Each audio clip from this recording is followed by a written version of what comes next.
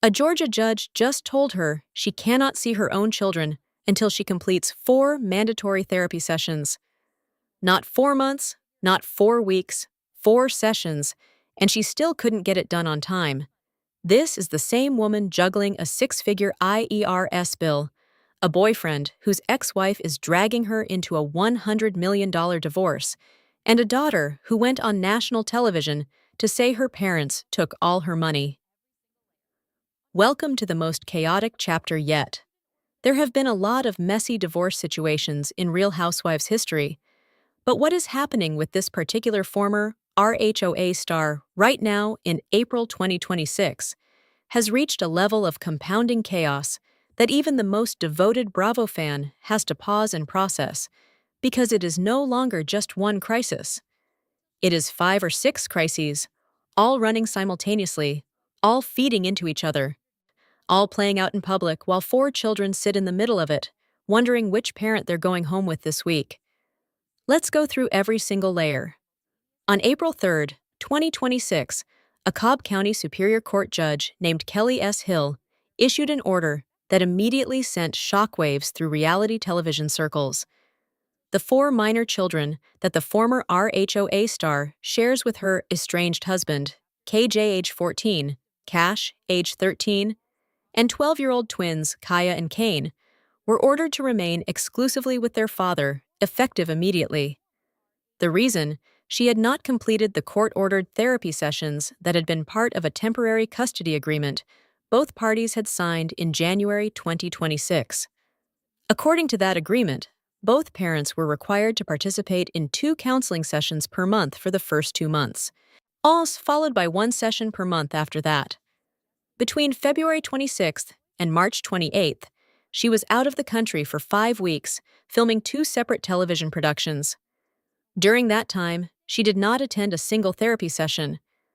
The judge's order stated that the children would stay with their father until she completed 4 parent therapy sessions.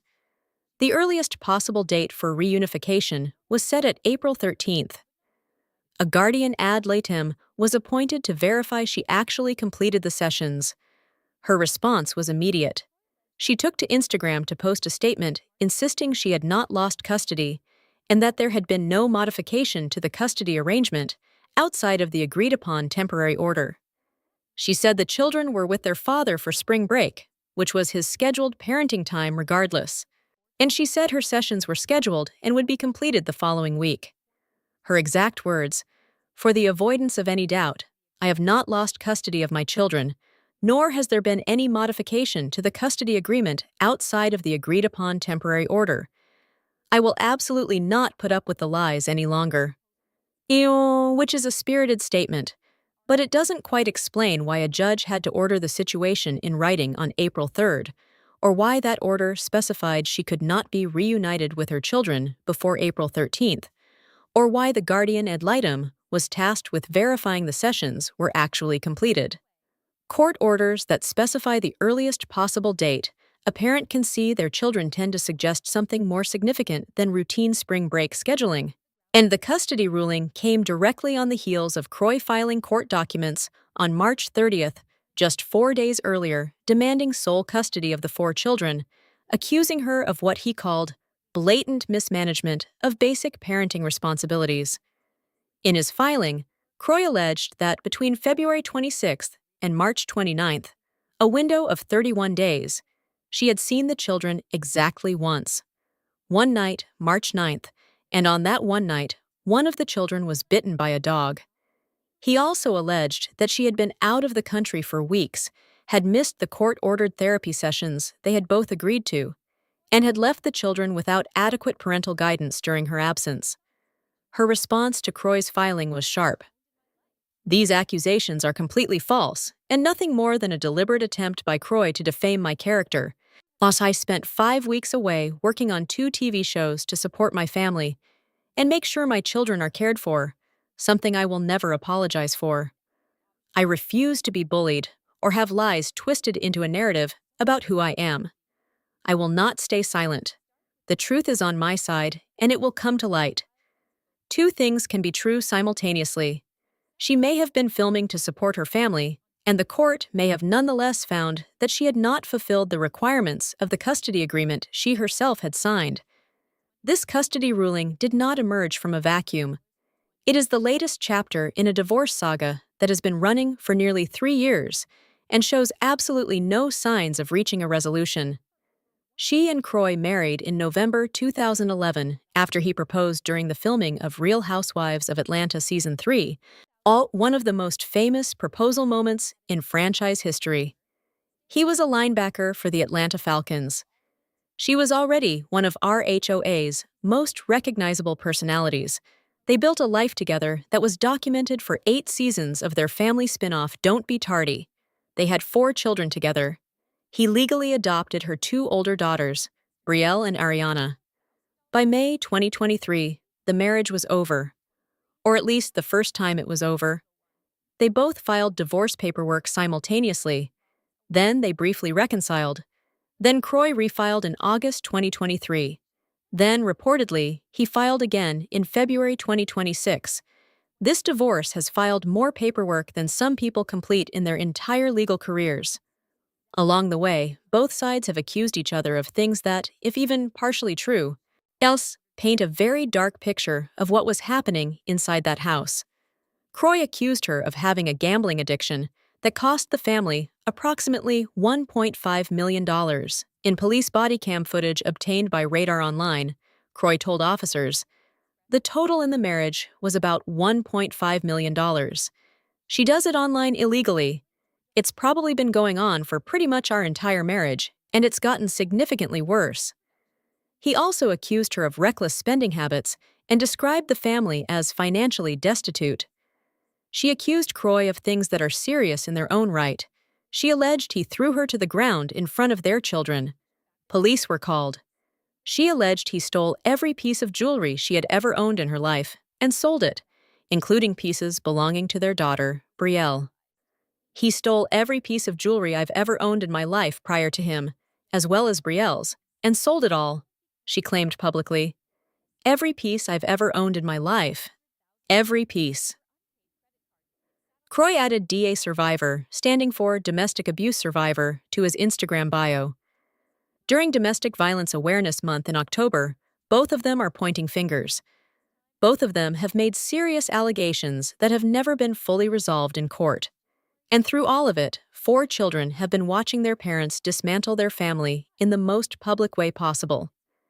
She said at BravoCon 2025 that she did not know if the divorce would ever be over. I wish it would be over tomorrow. It's just difficult. She said she had tried many different avenues and different approaches and exhausted every option she could think of. The custody situation cannot be separated from the financial one because the financial one explains so much of the custody one, and the financial picture laid out clearly is staggering. Start with the EIRS. In April 2023, a federal tax lien was filed against both Kim and Kroy for $1.1 million in unpaid taxes, interest, and penalties from 2013, 2017, and 2018. On top of that, they owed the state of Georgia $15,000. For 2018, the IRS filed another lien against her specifically totaling over $163,000 for unpaid taxes in 2019, 2023, and 2024. Roughly $104,000 for 2019, $24,000 for 2023, and $35,000 for 2024. At the time the second lien was filed, the address on record was her current residence, meaning the IRS knows exactly where she is. The credit card debts followed a similar pattern. In August 2023, Saks Fifth Avenue and Capital One sued her for over $150,000 in unpaid credit card fees. In October 2023, she and Kroy were ordered to pay Simmons Bank more than $230,000 after defaulting on a home equity line of credit. In June 2024, a judge ordered her to pay a $2,482 Target bill after ruling she had failed, neglected, and refused to pay her Target credit card. In 2024, American Express obtained a judgment of over $200,000 for unpaid credit card bills. Then there was the mansion. She and Kroy purchased their sprawling Georgia home in 2012 for $880,000. At its peak, the property was listed for $6 million. It sat on the market for well over a year, going through multiple price reductions and two separate foreclosure threats. The first in February 2023, when they defaulted on a $1.65 million loan and the property was nearly auctioned by the bank. The home was finally sold in January 2025 for $2.75 million, and then they didn't leave. They continued living in the house after the sale. U.S. Marshals arrived in April 2025 to physically remove them from the property. The family was evicted by federal officers from the home that had been their television backdrop for nearly a decade. She showed off a new home on Instagram in January 2026.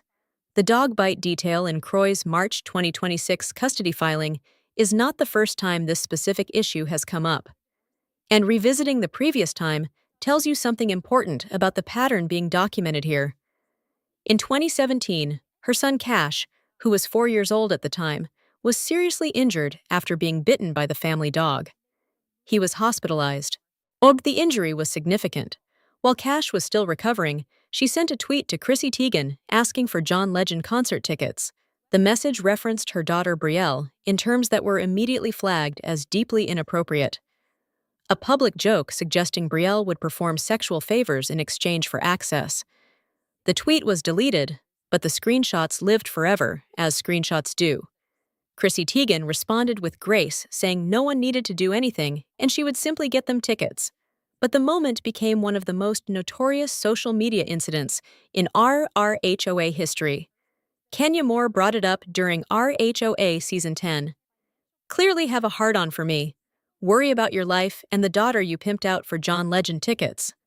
See whose child will suck for John Legend tickets. Let me tell you something. Take that trailer park, you already did. Damn, wait a minute. Now, in March 2026, 9 years later, Kroy's custody filing alleges that a child was bitten by a dog again while in her care. The same family, the same issue, nearly a decade apart. Perhaps the most quietly devastating development in this entire saga did not happen in a courtroom or in a custody filing. It happened on the premiere episode of Bravo's Next Gen NYC in June 2025.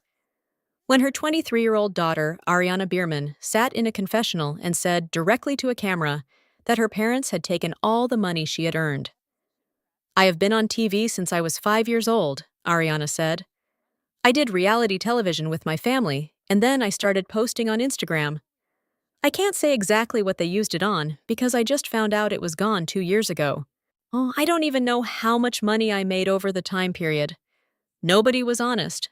There was no transparency, and I have no idea where it actually went." Her mother was asked about it directly on the same show by Andy Cohen. She did not deny it. Her exact framing, "Actually, the rug was pulled out from the Zolciaks. Ariana's money was spent on bills, to be honest. I was left holding the bag for the family." When pressed on whether Brielle had also contributed, she acknowledged that Brielle had paid an electric bill here and there. Her daughters were keeping the lights on. She told Andy she had already paid Ariana back for some of it and would try to pay back the rest. The money from brand deals that began when Ariana was 14, she said she did not have the spreadsheets, but Ariana would be paid back. The children were absorbing the financial consequences of their parents' choices while continuing to maintain relationships built on loyalty rather than accountability. As if the ongoing divorce, the custody ruling, the IRS debts, and the daughter's revelations were not enough, there is also the matter of her new relationship and the legal proceedings that came with it. She began dating Atlanta-based entrepreneur Kyle Moit, sometime after both of them had separated from their respective partners. They went public around October 2025.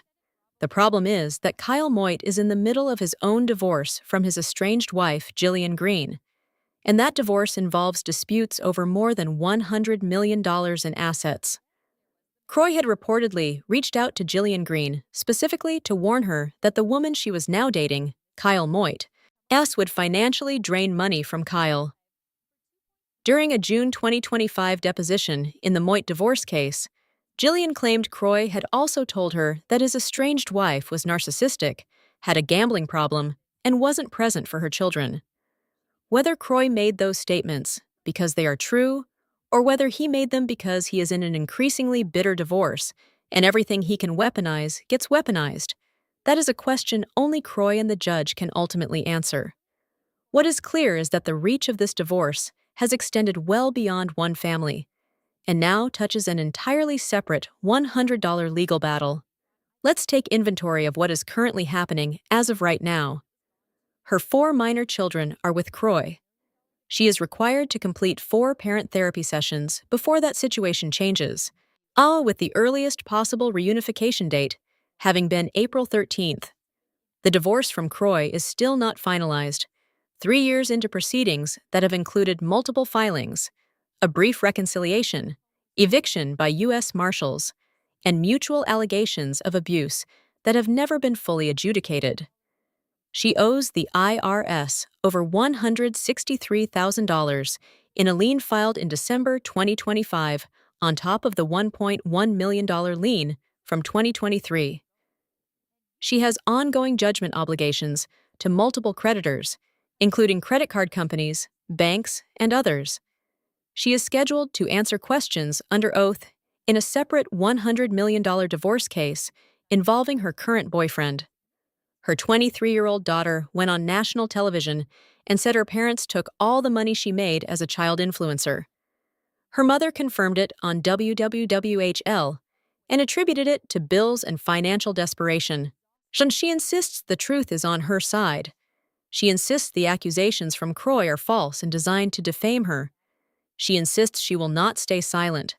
What is not being disputed by anyone on any side is that 4 children are living in the middle of this, that their parents have been in active legal conflict for 3 years and counting, that their family home was sold at a massive loss and they were removed from it by federal marshals, that the financial pressure that defined the last several years of their parents' marriage has not resolved. It has simply changed shape. She is reportedly filming for multiple reality shows, the kind of shows that are greenlit specifically because of the volume and velocity of this kind of chaos, which means the cameras are still running, which means this chapter is not over. The question is not whether there will be more to this story. There will obviously be more to this story. The only real question is whether, somewhere in the middle of the filming and the court appearances and the deposition prep and the IRS correspondence and the custody arrangements based on what's been filed in Cobb County Superior Court, that question is very much still open. A judge, 4 therapy sessions, a custody order, 3 years of divorce proceedings still going, her daughter's childhood money spent on bills, a deposition in her boyfriend's $100 million divorce, and U.S. Marshals once showed up at her door. There is no quiet chapter here. Subscribe so you don't miss the next one.